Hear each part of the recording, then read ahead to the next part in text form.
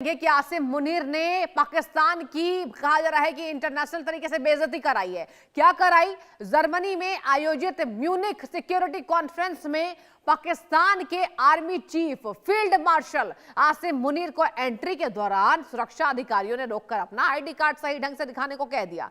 घटना का video social media पर जमकर वायरल हो रहा है और बात केवल जर्मनी की नहीं दर्शकों, कई मौके पर मुनीर की बेइज्जती हुई है। ये विवाद और आलोचना के शिकार हमेशा रहे हैं। इन पर आरोप लगाया गया है कि Pakistan army chief general Asim Munir की बात की जाए पाकिस्तानी सेना का इस्लामीकरण करने में लगी हुई हैं। पूरी दुनिया जानती है।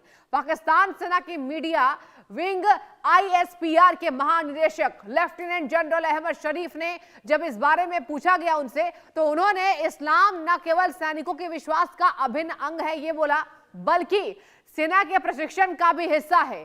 पाकिस्तानी सेना के इस कबूलनामे ने वर्दीधारी सैनिकों और बिना वर्दीधारी जिहादियों जिसे जैश-ए-मोहम्मद, लश्कर-ए-तैयबा के बीच किसी के अंदर को खत्म कर दिया है। इस दौरान उन्होंने कहा कि हमारे पास एक सेना प्रमुख है जिसका इसमें दृढ़ विश्वास है।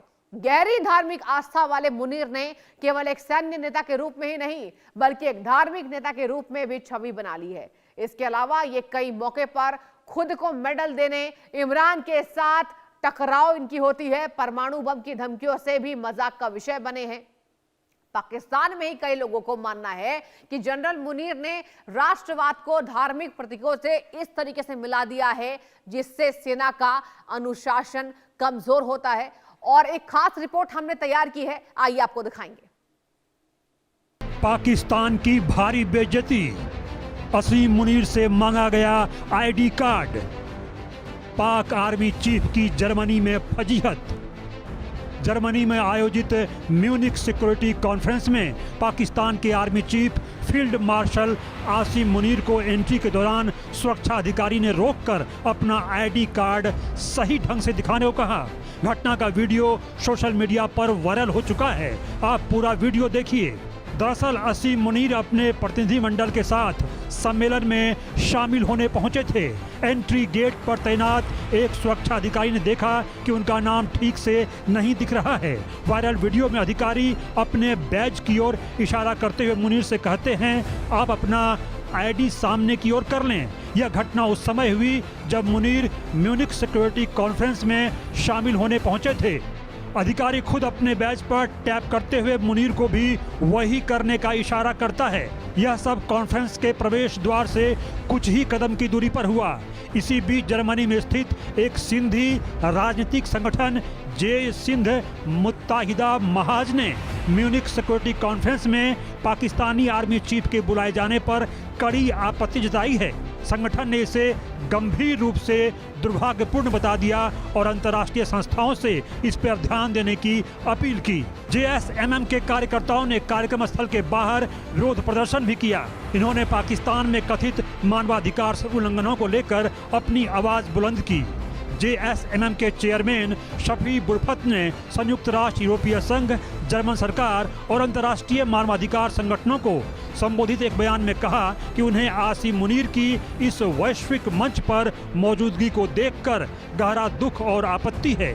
म्यूनिख सिक्योरिटी कॉन्फ्रेंस को दुनिया के प्रमुख मंचों में से एक माना जाता है, जहां हर साल विश्व नेता, राजनयिक और सुरक्षा विशेषज्ञ अंतर्राष्ट्रीय शांति, सुरक्षा और वैश्विक संकटों पर चर्चा करने के लिए इकट्ठे होते हैं। पाकिस्तान के पूर्व सैन्य अधिकारी आदिल रजा ने इस घटना पर टिप्पणी करते हुए कहा कि दुनिया में उन्हें कोई नहीं पहचानता। उन्होंने यह भी कहा कि मुनीर से अगर गेट पर खड़ा सुरक्षाकर्मी भी पूछता है तो वो अपना परिचय देते हैं। म्यूनिख सुरक्षा सम्मेलन हर साल आयोजित किया जाता है, जहां वैश्विक नेता, रक्षा अधिकारी, राजनयिक वहां पर सुरक्षा चुनौतियों से निपटने के लिए चर्चा करते हैं। जेएसएमएम के बयान में 1971 में पूर्वी पाकिस्तान की घटनाओं का उल्लेख किया गया, जिनके कारण बांग्लादेश बना। बांग्लादेश के मुक्ति संग्राम के दौरान पाकिस्तान की तरफ से हुए खून खराबे को उन्होंने नरसंहार बताया। बयान में पाकिस्तान की सेना और खुफिया एजेंसियों पर क्षेत्र में उग्रवादी तत्वों का समर्थन करने का आरोप लगाया गया। पाकिस्तान इन आरोपों को लगातार खारिज करता रहा है।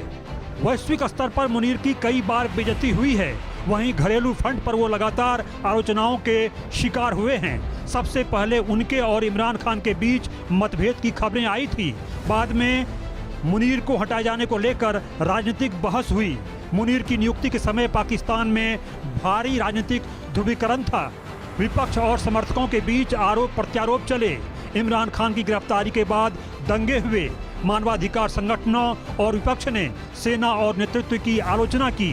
पाकिस्तान की खराब अर्थव्यवस्था और आतंकी हमलों को लेकर सोशल मीडिया और राजनीतिक हलकों में सेना प्रमुख पर जब तब सवाल उठते रहे। इमरान खान ने मुनीर पर व्यक्तिगत बदले और अपनी पत्नी को निशाना बनाने का आरोप लगा दिया। पाकिस्तान की राजनीति में यह एक बड़ा विवाद बना। मीडिया रिपोर्ट्स के मुताबिक मुनीर खुद को हिलाले जुर्रत देने पर सोशल मीडिया में जमकर मजाक बना। लोगों ने सेल्फ अवार्डेड मेडल कहकर तंज कसा और सैन्य प्रदर्शन पर सवाल उठाए। यह उनका सबसे ज्यादा वायरल मजाक वाला मामला माना गया। 2025 में परमाणु धमकी पर अंतर्राष्ट्रीय आलोचना हुई। ब्रिटिश कमेंटेटर डेविड वेंस ने मुनीर की न्यूक्लियर धमकियों को डिसग्रेसफुल और रेकलेस बताया। इससे उनकी छवि पर वैश्विक स्तर पर आलोचना हुई। एक संवैधानिक संशोधन के बाद मुनीर को बहुत अधिक शक्ति और लाइफ टाइम इम्यूनिटी मिलने पर आलोचना हुई। इसे कुछ विश्लेषकों ने कॉन्स्टिट्यूशनल कोप कहा। मुनीर की सबसे चर्चित फजीहत खुद को मेडल देने पर ट्रोल मानी जाती है। अब जर्मनी में उनकी बेइज्जती से पाकिस्तान का सिर शर्म से झुक गया है। Bureau report, India news.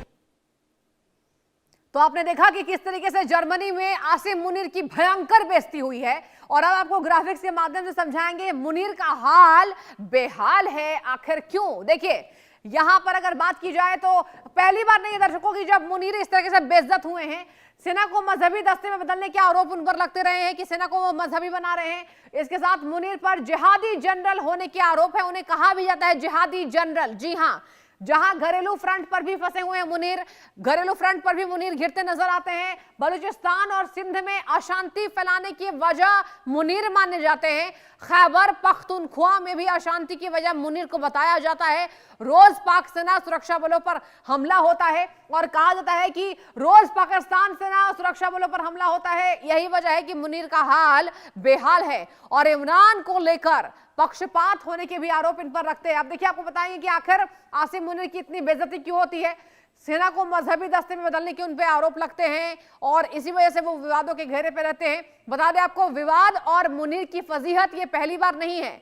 ISI chief के समय इमरान खान से टकराव हुआ था और बात की जाए 2022 की तो आर्मी चीफ बनने पर राजनीतिक विवाद खड़ा हुआ था। अब तक के कहा जाता है सबसे विवादित आर्मी चीफ है ये आसिम मुनीर, जहां 9 मई 2023 में दंगे और कार्रवाई से इनकी भयंकर फजीहत हुई थी और सेना ठिकानों पर हमलों के बाद कार्रवाई की इनकी निंदा भी हुई थी। और बता दें आपको, मानवाधिकार संगठनों ने सेना की आलोचना की थी।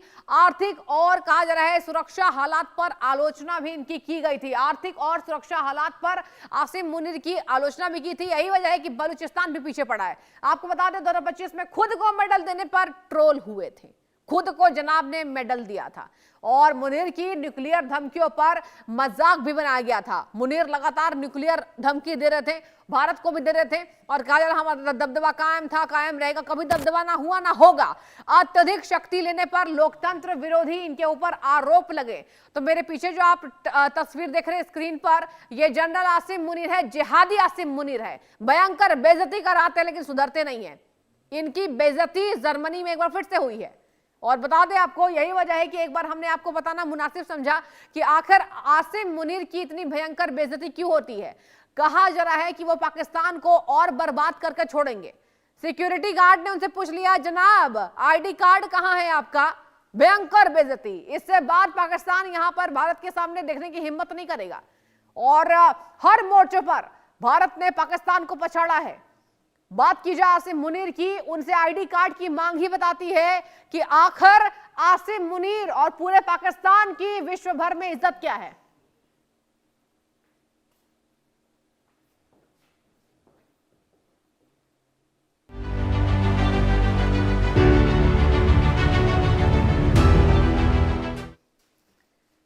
और देखिए आज बात करेंगे कि क्या ईरान अब अमेरिका के आगे झुक गया है। इससे पहले अमेरिका की यूरेनियम इनरिचमेंट रोकने की मांग का जवाब देते हुए ईरान ने 8 फरवरी को यह कहा था कि वह प्रोग्राम फिर भी हाल में नहीं छोड़ेगा, चाहे उसे सैन्य धमकियां मिले या नए प्रतिबंध उन पर लगाए जाए। ईरानी विदेश मंत्री अब्बास अराक्ची ने यह कहा कि ईरान को डराकर उसकी परमाणु नीति नहीं बदली जा सकती है और अमेरिका की मंशा पर हमें भरोसा नहीं है। बता दें आपको, अराक्ची ने साफ कहा था कि यूरेनियम संवर्धन ईरान के लिए किसी भी हालात में समझौते का मुद्दा नहीं है। उन्होंने कहा कि किसी देश को यह अधिकार नहीं है कि वह ईरान को बताए कि उसे क्या करना चाहिए क्या नहीं। उन्होंने यह भी कहा कि क्षेत्र में अमेरिकी सैन्य तैनाती ईरान को डराने में नाकाम रहेगी। इसके बाद अमेरिका मिडिल ईस्ट में अपनी सैन्य मौजूदगी तेजी से बढ़ाने लगा। अमेरिका अब अपना सबसे बड़ा aircraft carrier USS Gerald R Ford वहां भेज रहा है। यह एक न्यूक्लियर पावर्ड कैरियर एयरक्राफ्ट है। अमेरिका के दबाव के बाद ईरान झुकता हुआ नजर आ रहा है। ईरान के उप विदेश मंत्री तख्त रवांची ने यह कहा कि अब यह अमेरिका पर है कि क्या वो सच में समझौता चाहता है या नहीं, और अगर अमेरिका ईमानदार है तो समझौता किया जा सकता है। हाल में आपको बता दें दर्शकों कि ओमान में हुई हमारी बातचीत काफी हद तक सकारात्मक रही है। तमाम बयानबाजी सामने आई। हालांकि अभी नतीजा निकलना जल्दबाजी होगी कि नतीजा क्या रहा। बहरहाल जिनेवा में बैठक है, देखना होगा जंग की आहट खत्म होगी या फिर जंग होगी। इस पर हमने खास रिपोर्ट तैयार किया है, इंडिया न्यूज ने एक खास रिपोर्ट तैयार किया है, आइए आपको वो भी दिखाएंगे।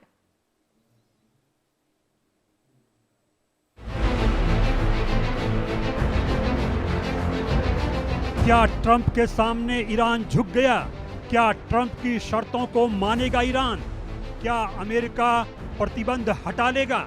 ईरान ने अमेरिका के साथ परमाणु समझौते को लेकर बातचीत करने की इच्छा जाहिर कर दी है। ईरान के उप विदेश मंत्री मजीद तख्त रवांची ने एक इंटरव्यू में कहा कि अगर अमेरिका प्रतिबंध हटाने पर बात करने को तैयार है तो हम अपने परमाणु कार्यक्रम से जुड़े कई मुद्दों पर समझौता करने के लिए तैयार हैं। दोनों देशों के बीच बातचीत का अगला दौर मंगलवार को जिनेवा में होने वाला है। वहीं अमेरिकी अधिकारी बार बार कहते रहे हैं कि परमाणु वार्ता में प्रगति रुकने की वजह ईरान है, न कि अमेरिका। हालांकि तख्त रवांची ने दोहराया कि ईरान अपने बैलिस्टिक मिसाइल प्रोजेक्ट पर अमेरिका से बातचीत नहीं करेगा। यह मुद्दा इजराइल और अमेरिका दोनों उठाते रहे हैं। उन्होंने कहा कि जब हम पर इजराइल और अमेरिका ने हमला किया तो हमारी मिसाइलों ने हमारी रक्षा की। हम अपनी रक्षात्मक क्षमता से खुद को कैसे वंचित कर सकते हैं? हम आपको फिर से बता दें कि ईरान की ओर से उप विदेश मंत्री ने क्या कहा है। अब यह अमेरिका पर है कि वह सच में समझौता करना चाहता है या नहीं। अगर अमेरिका ईमानदार है तो समझौता किया जा सकता है। हाल में ओमान में हुई हमारी बातचीत काफी हद तक सकारात्मक रही। हालांकि अभी नतीजा निकालना जल्दबाजी होगी। दूसरी ओर अमेरिकी विदेश मंत्री मार्को रूबियो ने शनिवार को कहा था कि राष्ट्रपति डोनाल्ड ट्रंप समझौता चाहते हैं, लेकिन ईरान के साथ डील करना बहुत मुश्किल है। ट्रंप ने यह भी चेतावनी दी है कि अगर ईरान के परमाणु कार्यक्रम को सीमित करने पर समझौता नहीं हुआ तो अमेरिका सैन्य कार्रवाई कर सकता है। इसके साथ ही अमेरिका ने क्षेत्र में अपनी सैन्य मौजूदगी भी बढ़ाई है। ईरान और अमेरिका के बीच परमाणु समझौता एक लंबे समय से चल रही विवादास्पद बातचीत है, जिसका मकसद ईरान के परमाणु कार्यक्रम को सीमित करना है, जिससे वह परमाणु हथियार नहीं बना सके। मजीद तख्त रवांची ने कहा कि ईरान ने 60% तक इनरिच्ड यूरेनियम को कम करने का प्रस्ताव दिया है। यह स्तर हथियार ग्रेड के करीब माना जाता है और इसी वजह से दूसरे देशों को शक है कि ईरान परमाणु हथियार बना रहा है। हालांकि ईरान लगातार इससे इनकार करता रहा है। उन्होंने कहा, हम अपने परमाणु कार्यक्रम से जुड़े अन्य मुद्दों पर बात करने को तैयार हैं, बशर्ते वे प्रतिबंधों पर चर्चा करें। उन्होंने यह साफ नहीं किया कि प्रतिबंध पूरी तरह हटाने की बात है या आंशिक रूप से। ईरान के पास 400 किलो से ज्यादा उच्च स्तर पर इनरिच्ड यूरेनियम का भंडार है।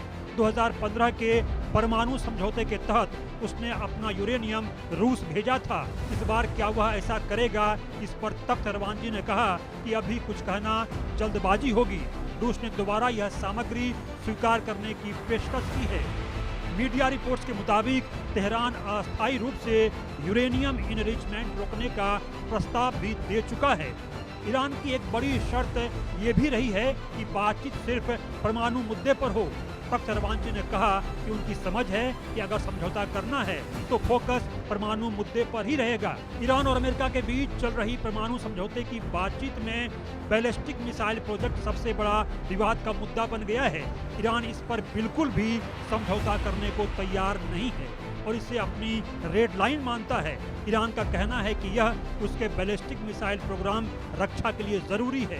अब जून 2025 में इजराइल और अमेरिका ने ईरान के परमाणु साइटों पर हमला किया, तब ईरान की मिसाइलों ने ही उसकी रक्षा की। ईरानी अधिकारियों ने बार बार कहा है कि मिसाइल कार्यक्रम पर कोई बात नहीं होगी। यह ईरान की रक्षात्मक क्षमता है और इसे छोड़ना मतलब खुद को कमजोर करना होगा। ईरान कहता है कि बातचीत सिर्फ परमाणु कार्यक्रम तक सीमित रहेगी, मिसाइल या क्षेत्रीय समूहों पर नहीं। ईरान के उप विदेश मंत्री ने ट्रंप के बयानों पर चिंता भी जाहिर की। उन्होंने क्षेत्र में अमेरिकी सैन्य वृद्धि पर चिंता जाहिर की और कहा कि दूसरा युद्ध सबके लिए बुरा होगा। अगर ईरान को अस्तित्व का खतरा लगा तो ईरान जवाब देगा। ईरान ने क्षेत्रीय देशों से बात की है और सब युद्ध के खिलाफ हैं। ईरान को लगता है कि इजराइल इस वार्ता को तोड़ना चाहता है। समझौते को लेकर तख्त रवांची ने कहा कि ईरान जेनेवा में उम्मीद के साथ जाएगा और दोनों पक्षों को ईमानदारी दिखानी होगी। क्षेत्र में तैनात किए जा रहे 40,000 से अधिक अमेरिकी सैनिकों के बारे में पूछे जाने पर तख्त रवांची ने जवाब दिया, ऐसी स्थिति में खेल अलग होगा। Bureau report, India news.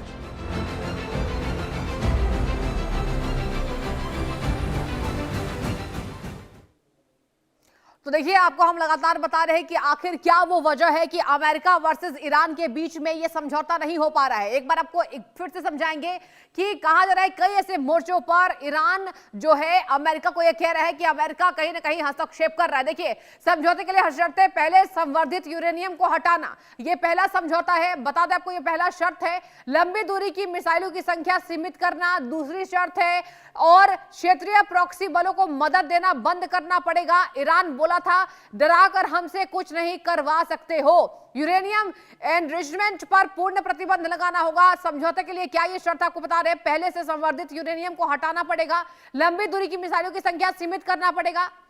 और बता दें आपको, ईरान का परमाणु प्रोग्राम क्या है, research facility, nuclear power plant, uranium mine. और इसके साथ बता दें आपको कि यही वजह है कि ट्रंप जो है वो बातचीत करने को तैयार नहीं है। यूरेनियम कन्वर्जन प्लांट, ये भी तमाम न्यूक्लियर, यहां बताया ईरान का परमाणु प्रोग्राम वो सामने आ रहा है। बता दें आपको, कहा जा रहा है न्यूक्लियर एक्टिविटी पर घोषणा अभी नहीं हुई है। अब आपको बताएंगे कि रिसर्च फैसिलिटी से लेकर न्यूक्लियर पावर प्लांट तक और मिसाइलों की संख्या कम करने तक, ये तमाम बातें, ये तमाम शर्तें आपको बता रहे हैं कि आखिर ईरान वर्सेस अमेरिका के बीच में ये समझौता क्यों नहीं हो पा रहा है। ईरान के परमाणु ठिकाने पर अमेरिका का क्या कहना है, बता दें आपको। कहा जा रहा है कि बोनाब, मरीवान, इसके साथ ही बता दें आपको तेहरान, ये ईरान के परमाणु ठिकाने हैं। ये तमाम बातें आपको हम एक एक करके जानकारी दे रहे हैं कि ईरान के परमाणु ठिकाने वो कौन कौन से हैं, क्या क्या वो नाम है। लविस्तान ईरान के परमाणु ठिकाने हैं, इसके साथ फोर्डो ईरान का परमाणु ठिकाना है, नतांज, अराक, इस्फहान, ये तमाम जो नाम आपको बता रहे हैं ये ईरान के परमाणु ठिकाने हैं। ये चौथी ग्राफिक्स के माध्यम से आपको जानकारी दे रहे हैं कि ईरान वर्सेस अमेरिका के बीच में वो कौन कौन सी वो शर्त रखी गई। इसके साथ ही परमाणु ठिकाने को लेकर क्या क्या बातचीत हो रही है। इस्फहान, बुशहर, ये परमाणु ठिकानों के नाम है ईरान के। डरान, इसके साथ यूएस जेराल्ड आर्ट फोर्ट, ये सबसे ज्यादा दिलचस्प बनी हुई है, सबसे ज्यादा चर्चाओं में मिडिल ईस्ट की ओर ये बढ़ रहा है। और ये कहा जा रहा है कि लंबाई इसकी 337 मीटर की बताई जा रही है। इससे भी एक डर का माहौल है। चौड़ाई 78 मीटर इसकी बताई जा रही है। स्पीड 56 किलोमीटर प्रति घंटे से ज्यादा इसकी बताई जा रही है। वजन 1 लाख टन, 90 विमान ये ले जा सकता है, यूएसएस जेराल्ड। और ये अब तक का कहा जा रहा है कि सबसे शक्तिशाली प्रदर्शन है। क्या खासियत है, देखिए आपको ये भी ग्राफिक्स के माध्यम से समझाएंगे कि आखिर क्या खासियत है। न्यूक्लियर पावर्ड वॉरशिप है और यही वजह है कि ट्रंप यहां पर बेझिझक बात करते दिखाई दे रहे हैं। सुनिए, यूएसएस जेराल्ड आर्ट फोर्ट की खासियत, क्रू साइज छोटी होने से 50 साल में करीब $4 बिलियन की इससे बचत होती है। न्यूक्लियर पावर्ड वॉरशिप है ये, और इसके साइज को भी हमने आपको बताया। न्यूक्लियर पावर से सालों तक बिना रिफ्यूलिंग ये चल सकता है, बिना रिफ्यूल ये चल सकता है। पूर्व अमेरिकी राष्ट्रपति जेराल्ड आर फोर्ड के नाम पर है। क्रू साइज छोटी होने से 50 साल में करीब $4 बिलियन की इसमें बता दें आपको बचत होती है। न्यूक्लियर पावर्ड वॉरशिप है, न्यूक्लियर पावर से सालों तक बिना रिफ्यूलिंग ये चल सकता है। आपको ग्राफिक्स के माध्यम से समझना यही वजह